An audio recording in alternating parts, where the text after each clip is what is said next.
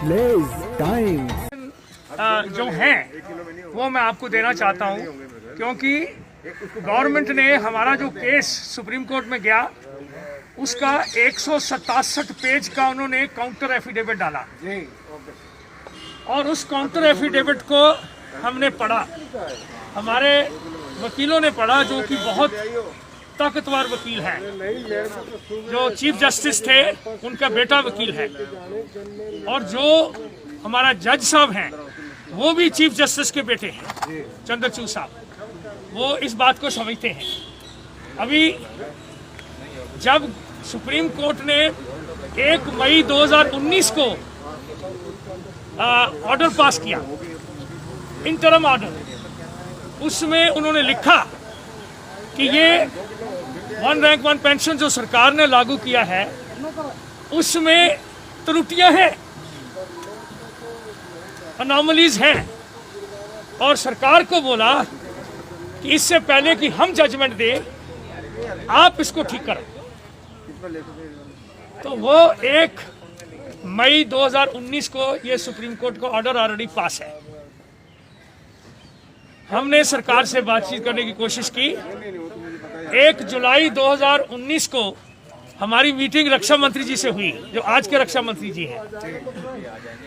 उन्होंने बोला कि हम इस सुप्रीम कोर्ट के ऑर्डर को छानबीन करके आपको फिर बुलाएंगे। वो फिर बुलाने का मौका नहीं आया, उन्होंने दोबारा नहीं बुलाया। लेकिन हर हालत में जो हमने उसकी फिर छानबीन करी तो एक एक लफ्ज हमें छानबीन करना पड़ा। हम गवर्नमेंट के ऑर्डर्स पे गए। अभी गवर्नमेंट की जो पॉलिसी है, हर एक चीज का एक्ट नहीं बनता। जो गवर्नमेंट की पॉलिसी है वो ऑर्डर बन जाता है, रूल बन जाता है, और उसमें ये लिखा हुआ है कि एक रूल जब बन गया वो पॉलिसी चलती रहेगी जब तक कि उसके अंदर उसको या तो कैंसिल ना किया जाए या उसके अंदर लॉ के मुताबिक संशोधन ना किया जाए।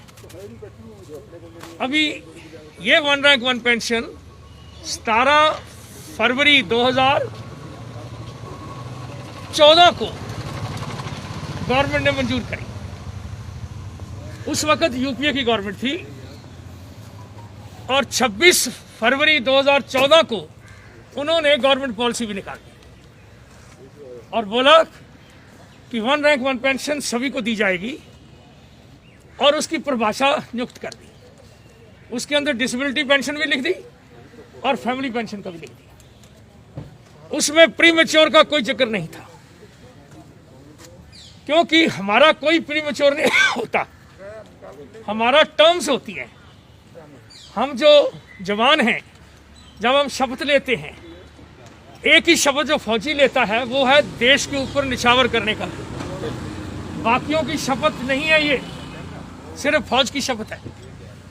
और उस शपथ में ये क्लियरली लिखा हुआ है कि हम कहीं पे भी जाएंगे देश की इंटीग्रिटी और सॉवरेनिटी को बरकरार रखने के लिए। तो साथियों, 26 फरवरी 2014 को गवर्नमेंट ने अपने पॉलिसी लेटर भी निकाल दिया कि इस मुताबिक 1 रैंक 1 पेंशन होगा। गवर्नमेंट बदली हो गई। उससे पहले 2013 में आज के प्रधानमंत्री जी साहब ने वायदा किया कि हम देंगे। 9 जून 2014 को प्रेसिडेंट साहब ने दोनों सदनों को एड्रेस किया। 9 जून 2014 को उस दिन भी उन्होंने बोला कि हमारी सरकार ने 1 रैंक 1 पेंशन फौजियों के लिए दिया है और उसका ये परिभाषा है, उन्होंने भी बोला। फिर 10 जुलाई 2014 को जेटली साहब ने, जो फाइनेंस मिनिस्टर थे और टेम्पररी डिफेंस मिनिस्टर भी थे, उन्होंने फिर बताया कि 1 रैंक 1 पेंशन हम फौजियों की सैंक्शन करते हैं और उसकी परिभाषा ये होगी, वही परिभाषा जो सही है। फिर 2 दिसंबर 2014 को छठी बार गवर्नमेंट के डॉक्यूमेंट में जो मिनिस्टर ऑफ स्टेट हैं आज डिफेंस के, उन्होंने लिखा और बोला भी। एक एमपी साहब ने जब पूछा तो उन्होंने बोला कि 1 रैंक 1 पेंशन कॉन्सेप्ट हमारी सरकार ने मंजूर कर दिया है और उसकी परिभाषा ये है। वो सही वाली परिभाषा दे दी कि 1 रैंक 1 पेंशन की परिभाषा ये है कि डिफेंस पर्सनल एक ही रैंक, एक ही ईयर्स ऑफ सर्विस, एक ही पेंशन होगी, रिटायरमेंट कभी भी हुई हो। और दूसरी बात उसकी, जब जब पेंशनों की दर बदली होगी तो बदली हुई दर सभी पिछड़े वालों को पास कर दी जाएगी ऑटोमेटिकली, अपने आप। इसका मतलब क्या हुआ कि अगर एक जवान फौज में भर्ती हुआ और उसकी 24 साल उसने नौकरी करी और वो हवलदार रिटायर हुआ, चाहे वो 1960 में हो, चाहे 2004 में हो, चाहे 2018 में हो, तो एक पेंशन मिलेगी। और कौन सी मिलेगी? जो 2018 वाले को मिल रही है, या 2020 वाले को, या आज 4 दिसंबर 2020 वाले को जो हवलदार 24 वाले को मिलती है, वो सभी पिछले वालों को मिलेगी। ये कॉन्सेप्ट है 1 रैंक 1 पेंशन। अभी जैन साहब बता रहे थे कि कुशियारी कमेटी ने कोई अंडफंड किया। पहले एक मिनट सुनो, कि अंडफंड किया नहीं, मैं उसमें हाजिर था। वो कुशियारी कमेटी अपनी नहीं थी अकेले की, 10 MP थे और वो तीनों ही चारों पॉलिटिक्स के थे। उसमें पासवान भी था जी, पासवान साहब। ये 10-12 थे, जिसमें कांग्रेस के थे, बीजेपी के थे, सभी के थे। और जब हमने 45 मिनट का प्रेजेंटेशन दिया, उसमें बाकियों को 5 मिनट मिले, हमें 45 मिनट मिले। उसमें से 3 जो MPs थे, उनकी आंखों में आंसू आ गए जब हमने उनको पूरी तरह बताया। जब कभी मिलते हैं तो कुशियारी कमेटी साहब ने और पासवान साहब एक बार हवाई जहाज में मेरे से ट्रेवल कर रहे थे, तो उन्होंने आप माना था कि अगर मैंने जिंदगी में रोया नहीं हूं, आपके उस दिन सुनकर मेरी आंखों में आंसू आ गए थे। तो ये 10 MPs ने इकट्ठे कुशियारी कमेटी रिपोर्ट थी। उस रिपोर्ट में मेरे पास लिखा हुआ है कि ये डिफेंस सर्विसेज के लिए है और ये जल्दी से जल्दी पास की जाए। हाँ, एक गलती जो उनसे हुई, उन्होंने उस वक्त वर्कआउट किया कि टोटल 1365 करोड़ रुपया लगेगा टोटल। वो भी उन्होंने मेंशन किया है कि पैसा तकरीबन 1365 करोड़ रुपया लगेगा। लेकिन जब ये बदलते गए, जब हमारी बातचीत शुरू हुई, तो जो पूर्ण रूप से असली वाली 1 रैंक 1 पेंशन की परिभाषा उन्होंने देखी, तो ग्राउंड पे ABC वर्कआउट किया, पढ़ा। तो उस वक्त के जो डिफेंस मिनिस्टर पारेकर साहब, मनोहर पारेकर साहब, वो आप IIT के पढ़े हुए थे, बहुत सुलझे हुए डिफेंस मिनिस्टर थे। आज वो दुनिया में नहीं है, लेकिन उन्होंने अपने हाथों से गांव में, शहरों में, हर जगह पे हमारी जो नारी शक्ति है वो हमारे साथ है।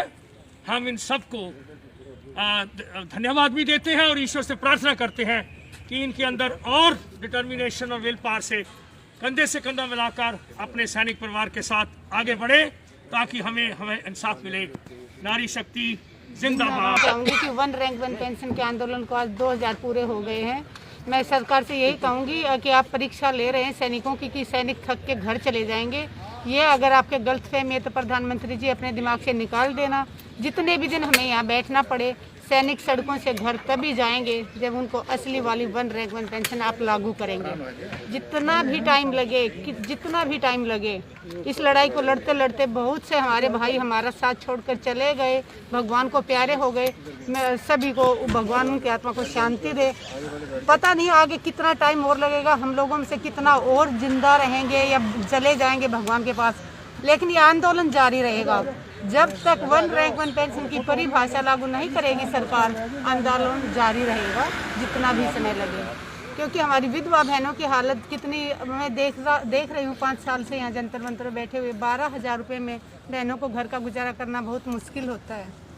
सरकारें क्या करते हैं, जो शहीद होता है उस दिन उसके घर में नेताओं की लाइन लग जाती है, उसके बाद उस बहन के घर का चूल्हा कैसे चल रहा है, उसके बच्चे स्कूल जा पा रहे हैं या नहीं, इसके लिए उनको बहुत तकलीफ़ों से गुजरना पड़ता है।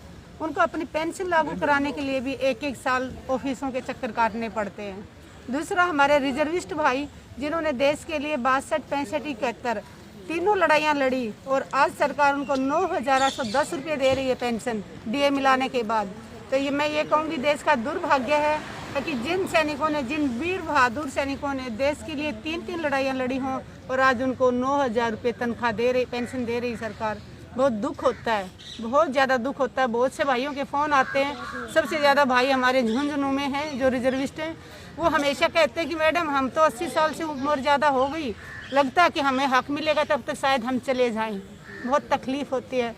मैं हमारे राष्ट्रपति जी से अनुरोध करती हूँ कि उन रिजर्विस्ट सैनिकों को बुलाएं और उनको सम्मानित करें पूरे देश के सामने कि ये वो वीर बहादुर सैनिक हैं जिन्होंने देश के लिए 3 लड़ाइयाँ लड़ी।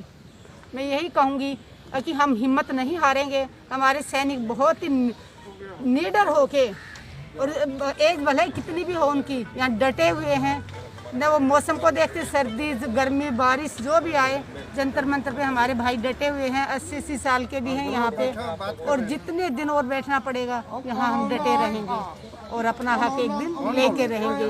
जय हिंद। जय। जो असली वाली थी उसको हटाकर उन्होंने बोल दिया कि ऑटोमेटिकली पास नहीं करेंगे, हम टाइम से टाइम करेंगे, और अभी टाइम 5 साल, और वो 5 साल भी नहीं किया ग्राउंड पे, लेकिन 5 साल में वो परिभाषा गलत हो जाती है। वो 1 रैंक 1 पेंशन नहीं रहती, वो 1 रैंक मैनी पेंशन हो जाती है, डिफरेंट पेंशन। इसी वजह से राम जेठमलानी साहब जो हमारे वकील थे, आज वो दुनिया में नहीं है, उनके आगे बंदे जो हैं अच्छे वकील हमारा काम कर रहे हैं, तो उन्होंने यहाँ आके 3 बार कसम खाई थी कि जब तक हम जिंदा हैं हम अपने सैनिक परिवार के लिए उनको असली वाली 1 रैंक 1 पेंशन लेके देंगे। तो साथियों, एक चीज़ याद रखना, ये मुहिम इंसाफ के लिए है, ये मुहिम प्रिंसिपल के ऊपर है, ये मुहिम एक चीज़ जो सैंक्शन गवर्नमेंट ने करी है, माना है और उसको नहीं दिया। चौथा, हमने पीसफुल प्रोटेस्ट किया है, डिग्निफाइड सोल्जर की तरह किया है, इसमें कभी भी हमने अनुशासन को तोड़ा नहीं। इसी वजह से सारी दुनिया में, हिंदुस्तान में तो था ही था, जब हम यहाँ पे रिले हंगर स्ट्राइक कर रहे थे तो आपको मालूम है कि सारी दुनिया ने आके यहाँ हमें उसकी शलाघा करी। अमेरिका में एक किताब भी लिखी गई जिसका नाम है ऑपरेशन जंतर मंतर, और वो एक ब्रिगेडियर साहब हिंदुस्तान के हैं, उन्होंने उसको लिखा, और आज वो यूनिवर्सिटी में पढ़ाई जाती है कि एक ऐसा प्रोटेस्ट मूवमेंट चल रहा है। तो साथियों, 2000 का लंबा जो हमारा प्रोटेस्ट मूवमेंट है, आज हम उस चरण पे पहुंचे। कल जब मैंने एक छोटी सी वीडियो डाली थी तो यही गुजारिश किया था कि आओ मिलकर हम फिर एक अपने वायदा करें अपने आप को कि हम इसकी बड़ी लंबी दौड़ लगाते रहेंगे जब तक हमें असली वाली 1 रैंक 1 पेंशन नहीं मिलती। और साथियों, हम प्रतिज्ञा करें कि हम पीसफुल प्रोटेस्ट, अपनी डिमांड को हमेशा जारी रखेंगे, और सरकारों से या कोर्ट से जो भी डेमोक्रेसी का साधन है, हम सब लगाते हुए अपनी असली वाली 1 रैंक 1 पेंशन लेके रहेंगे।